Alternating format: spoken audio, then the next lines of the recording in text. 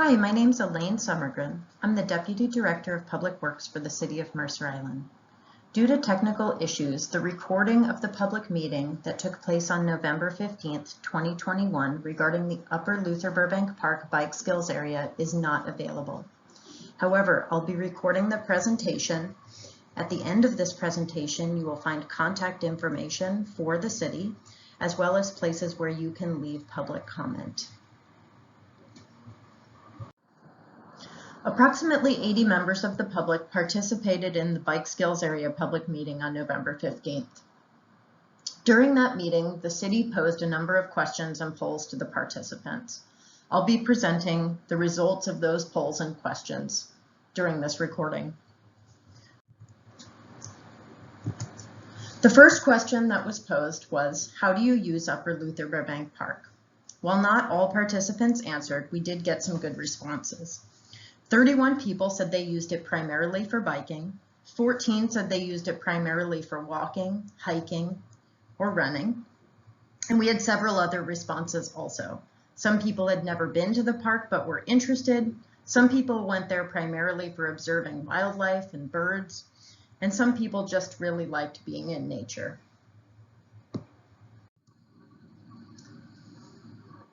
The presentation will follow the following agenda. First, I'll do a quick project overview, introduce the team that is working on this project, talk about the various aspects of the assessment that is ongoing, review the survey results from the public survey in October of 2021, present some of the consultant's initial findings about the bike skills area, as well as his preliminary recommendations for the bike skills area. I'll speak next about next steps for the project, and then the presentation concluded with a question and answer period. The bike skills area in Upper Luther Burbank Park has a long history, stretching back at least a few decades to when the land was still owned by King County. It was constructed by neighborhood kids and just consisted of a few jumps. Since then, use of the area has gone up and down, and with it, the course has expanded and contracted. But in the last couple of years, the city has seen a steep increase in the amount of use and interest in this site. With that increased use have come up several issues, including course expansion, the construction of new unauthorized trails, and the construction of large jumps that exceed the posted guidelines. Maintenance staff for the city have been unable to keep up with the new demands of this site. In early 2021, I contacted the executive director of Evergreen Mountain Bike Alliance to discuss the ongoing issues that we are seeing with this site. She gave me several resources, and she also suggested that I continue my search for a qualified consultant that could work with the city on analyzing the use of this site, assessing the area itself, and also providing recommendations about the future use of the area. In early October 2021, the city made the very difficult decision to temporarily shut down the bike skills area. The estimated time of this closure was expected to be 6 months. After a lengthy search for a qualified consultant, the city decided to work with Action Sports Design, a firm based in Austin, Texas. ASD specializes in professional planning, design, and development of public bike parks and skate parks worldwide. We're primarily working with Mike McIntyre, who is the founder and the principal of ASD, and he's also an avid rider. You can see him here in the lower right-hand corner. ASD's scope with the city is primarily a full assessment of the current bike skills area, as well as recommendations to the city for the future of this area. There are several components to the site assessment that ASD performed at the bike skills area. Those include mapping the course and the jump layout, looking at circulation patterns both within the course and also on the trails surrounding the course, looking at the surrounding area, so the forested hillsides on all sides of the bike skills area, as well as the drainage on the site itself. The city also participated in this assessment with several other aspects, including a full tree assessment, looking at the health of trees both within the course and on the surrounding hillsides, The city has hired a surveyor to do a full topographic survey of the bike skills area and the surrounding hills. The city is performing an operational assessment to understand what the maintenance requirements are for the current bike skills area and right-sizing the maintenance for the future. The city also worked very closely with Mike McIntyre from ASD on developing a survey for current riders of this area to understand how they use the site.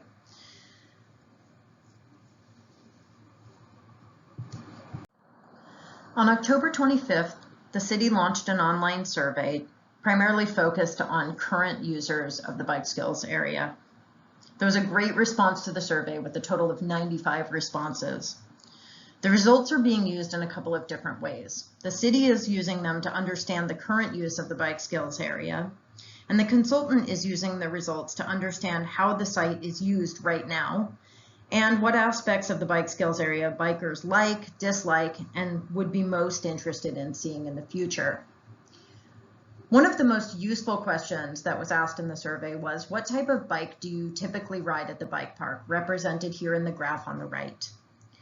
So you can see approximately 93% of the respondents said that they primarily use a mountain bike at the site, with 3% saying that they use primarily a BMX bike, and 4% saying that they use some other type of bike, whether that's a small kid's bike or a strider or a cyclocross bike. There were a couple of different answers. Some other information that we received in these results was that the heaviest use of the bike skills area is in the summer and in the afternoons, as we might expect. That most riders currently bike to the park, approximately 81%, as opposed to coming by car or some other mode of transportation. We found out that 75% of the respondents also ride at off-island sites, such as Duthie Hill. The survey showed that the majority of respondents want more mountain bike specific jumps. They're interested in more jump lines at the current bike skills area, and they're interested in a better return line to the session pad. Now, the session pad here refers to the starting point of the course. So this is where people launch from to go through the entire course. We also found out that in terms of age, most of the riders were either in the 10 to 16-year-old range or over 25 age range. There were also a couple of open-ended questions within the survey. I want to highlight some of the answers that we saw over and over.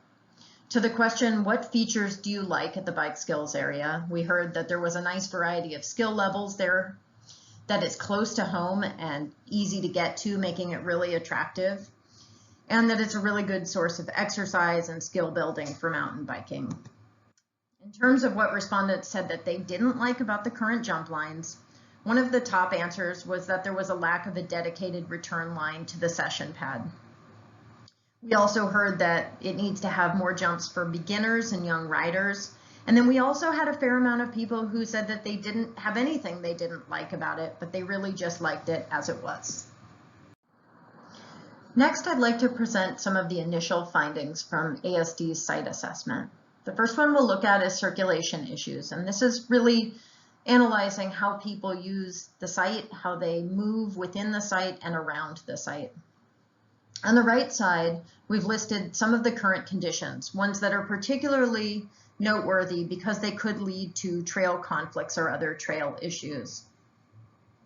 The first one is that the main trail to the bike skills area is shared with pedestrians. So both bikes and pedestrians are using the same trail.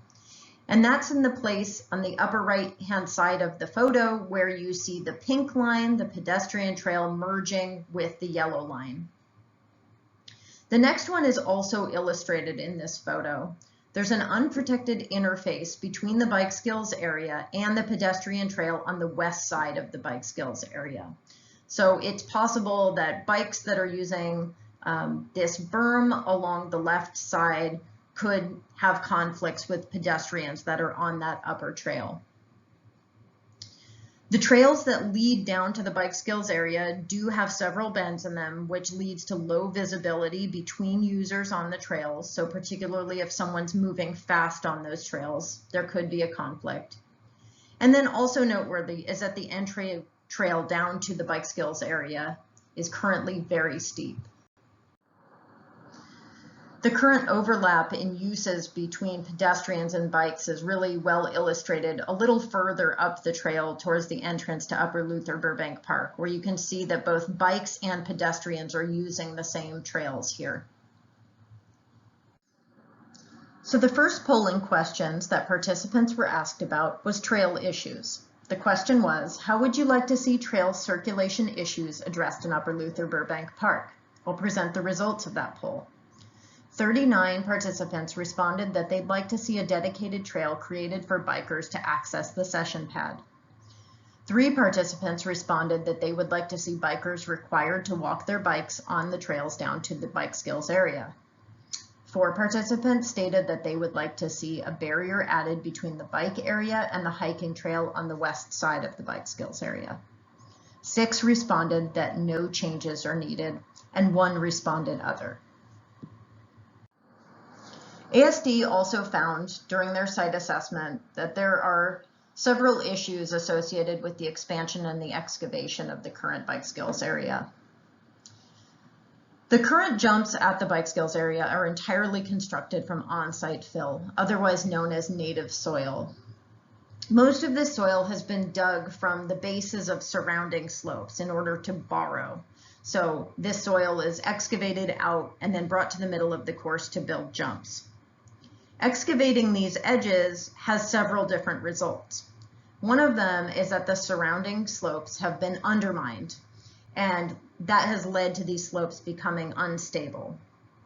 Also a result is that a fair amount of vegetation along these edges has either been damaged or removed, and this ranges from herbs and shrubs all the way up to young trees. All of this has led to further soil movement from active erosion. So after a rainstorm, this now loosened soil is now being carried away from these slopes even faster from the removal of vegetation as well as the stability of those lower slopes. So these native soils that are being used for building jumps aren't even particularly well suited for jump building. And there's a number of different reasons for that. One is that these soils have a fairly high organic content. And when you have high organic content in soil, as those organics break down over time, they create uneven surfaces. The soil also has a pretty high sand content, and this is pretty difficult to compact. If you can imagine a bunch of marbles and you're trying to push them all together to create a very hard surface, it's very difficult. The soil has a non-uniform texture, so some areas may be sandy, maybe some are more silty, and maybe even a little bit of clay. This means that soil will settle unevenly over time and as water percolates into that soil.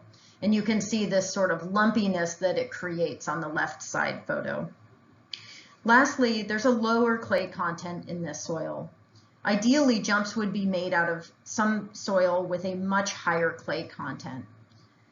Soils with a low clay content tend not to hold their shape over long periods. There tends to be a much higher rate of erosion and a much greater need to constantly rebuild jumps. The next 2 findings relate to grading issues. This illustration here, which ASD produced, shows the natural grade of this area of Luther Burbank Park. And here it's shown in white.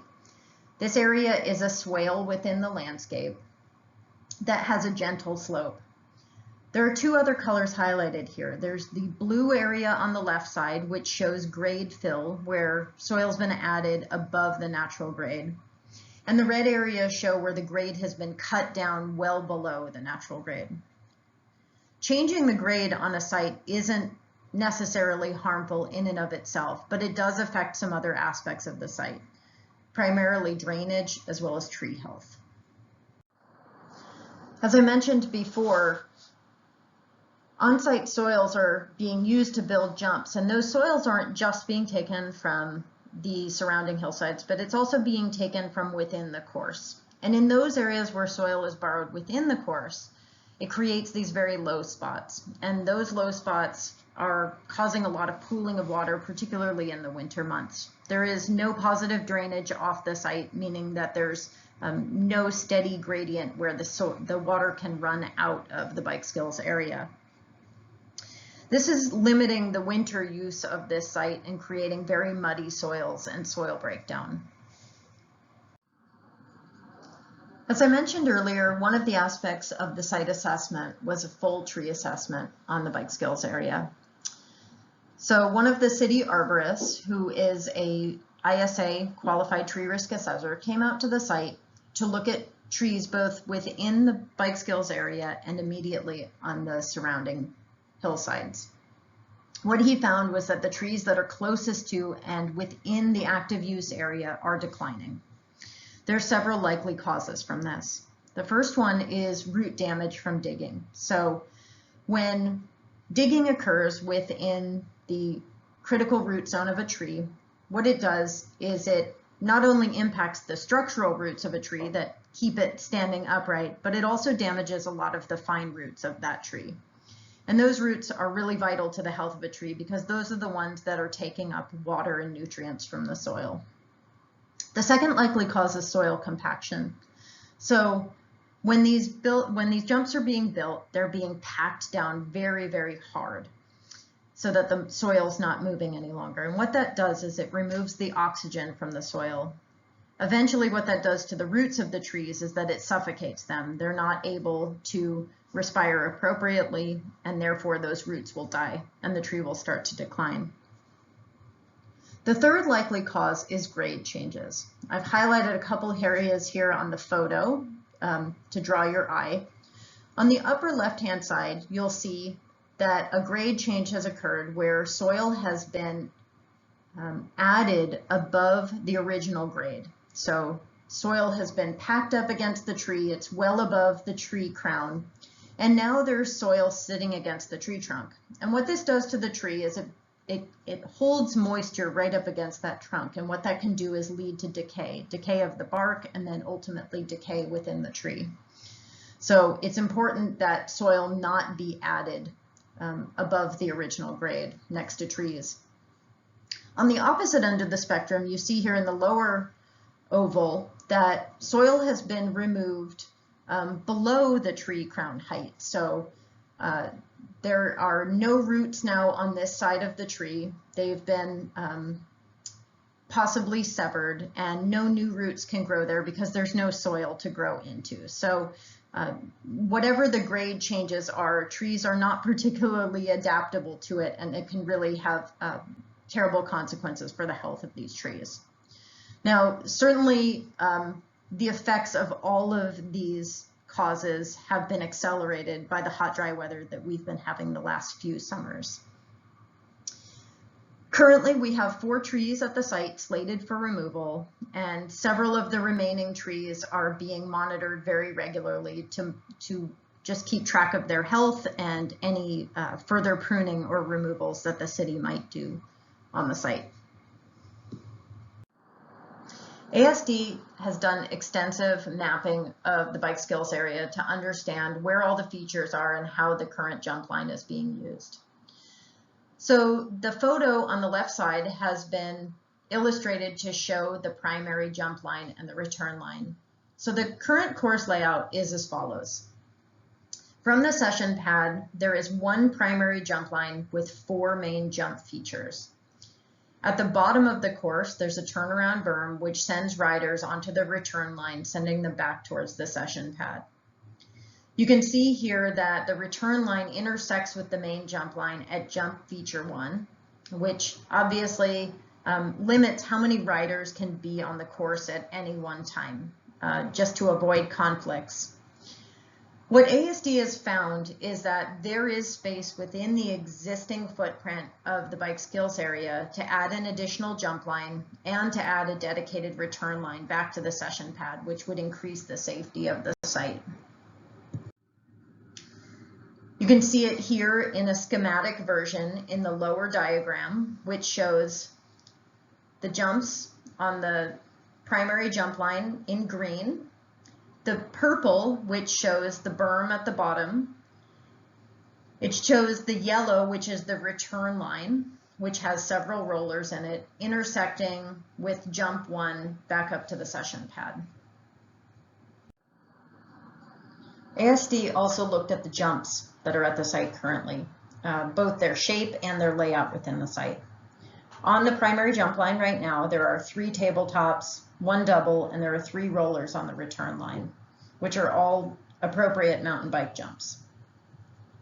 There are a number of ways, though, that ASD suggests that the jumps be reconfigured to improve the course. The first one is that some of these jumps currently have steepened edges on them, and by softening those edges and making those edges more shallow, we can avoid those deep fall zones that are immediately adjacent to the jumps currently. The second improvement would be creating drainage swales that could get water off of the riding surface fast, so channeling that water appropriately out of the site. The bottom line is that ASD feels very strongly that the jumps that are at the site currently could be improved in order to maximize the space and also to maximize the skill building for the riders who are using the site currently. ASD is proposing 2 very high-level potential jump line layouts for this site. The first one, which is labeled Layout Option A, has the primary jump line splitting into 2 separate jump lines, each with their own set of jumps. So there are 3 jumps on each of those jump lines, which then intersect right before going into the berm and then going up the return line. Layout option B is very similar, except that instead of splitting into 2 separate jump lines, it splits into a jump line with 3 jumps and 1 skills line that has 2 skill elements on it. Otherwise, these 2 options are the same. The next question was about these jump line layout options. So this was a question primarily directed at riders on the site. So participants were asked, which layout do you prefer? Layout A with a feeder line going into 2 different jump lines, or a feeder layout B, which is a feeder line going into 1 jump line and 1 skills line? The results showed that 25 of the participants preferred layout A, and 11 of the participants preferred layout B. The final initial finding has to do with signage at the site. If you've been to the site and looked at the signage, you will know that this signage is very out of date. It also doesn't have a particularly easy to read design and isn't aesthetically pleasing. So the city is committed to redesigning the signage that'll go with the site and updating it to reflect any changes that are made as a result of this assessment, and also with guidance from the city's insuring agency. The city is still evaluating the use of the orange course boundary markers that you've probably seen on the site, but hasn't come to a decision. There are a lot of possibilities of how this new signage would be designed and what it covers, which leads to the next polling question. This polling question asked the following: what new signage would you like to see in Upper Luther Burbank Park? And participants were invited to choose all that apply. The results were the following. 32 marked that they would like to see a map showing the BSA course layout and jump line skill levels. 31 marked that they would like to see a map showing hiking and biking trails throughout the park. 29 marked that they would like to see updated rules and regulations. 9 participants indicated that they would like to see signage minimized at this site as much as possible, and 2 participants marked other. Although ASD hasn't yet submitted their formal recommendations to the city, they have given the city a few preliminary recommendations for the bike skills area. The first one is they're recommending that jumps should be professionally designed, and then they should be maintained in their designed form. And what this translates to is that the city no longer allow community members to alter the jumps within the bike skills area. The second is that they're recommending the bike skills area be improved within its existing footprint. that this area can be really drastically improved without expanding the footprint of the site at all. Their third recommendation is that the city move to restore the soil to those undercut hillsides in order to stabilize the bottoms of those slopes and also correct any of the grade changes within the root zones of the trees at the site. Their recommendations are also very likely to include some of the following: installing a drainage system in order to allow water to exit the site quickly. They're likely to recommend that the city import a more appropriate soil for building the new jumps out of, one that is much higher in clay content. They're likely to provide a recommendation that we focus on improving the quality and the layout of the jumps within the bike skills area and create a dedicated return line up to the session pad. And then the final recommendation would be that there be some new wayfinding signage within the park. So what's next on this project? I'm sure you're wondering what's on the schedule. The city has a lot of work to do. The first thing on our schedule is for us to work with ASD on developing a second user survey. So again, this one would really be aimed towards the riders at the bike skills area. And this survey would be trying to identify what types of designs, jump designs and layouts users would like to see at the site. The city will also be working on moving the soil that's currently in the jumps, right now the native soil, back up to the base of those hillsides in order to stabilize them. And once that's done, the city expects to do a pretty extensive replanting effort with native shrubs and trees. We do expect that this would be a volunteer event, and so we'd love for you to keep your eyes peeled for an announcement about that event or events. By mid to late December, the city expects to get a finalized assessment report and recommendations from ASD about this site. And then there's a few more steps in the process before the bike skills area can reopen. So the city would be looking next towards implementing any design recommendations that ASD makes. I do want to point out that there is not a dedicated budget right now for the bike skills area. And the city would need to do some work to figure out if we have those funds and how much those are. If those funds are identified and we are able to implement some design changes at the site, we would be looking at a possible volunteer event or two to build those new jumps at the site. And we would love to have your involvement in that if you're interested. It seems there is a lot of interest in building jumps, and it would be great to have people out to work with a professional to do that. And then hopefully, assuming that all goes up to plan, we hope to have the bike skills area reopen in late spring or early summer. The last thing that I want to say is please keep in touch with us. Some of you have sent us your contact information so that we can keep in touch with you via email. Please subscribe to the Let's Talk page for the bike skills area, and you will receive notifications about any upcoming opportunities for participating in surveys or public comment, and we'd love to have your engagement there. Also, please consider adding yourself to this contact list so you can send your information to publicworks@mercerisland.gov. And we are so thankful for all of the community members who have been so involved with this project and so passionate about it. We hope that you will stay engaged with us, and please reach out to us if you have any questions or comments. The final portion of the public meeting was focused on Q&A. So participants were able to type in their questions or comments into the chat box, and then city staff and the consultant were able to answer those questions. What we're doing is compiling many of those questions into a Q&A document, which will be posted to the Let's Talk site in the next couple weeks. Please keep your eye out there. If you have any other questions or comments in the meantime, please post them to the Let's Talk page. Thank you so much for watching this presentation.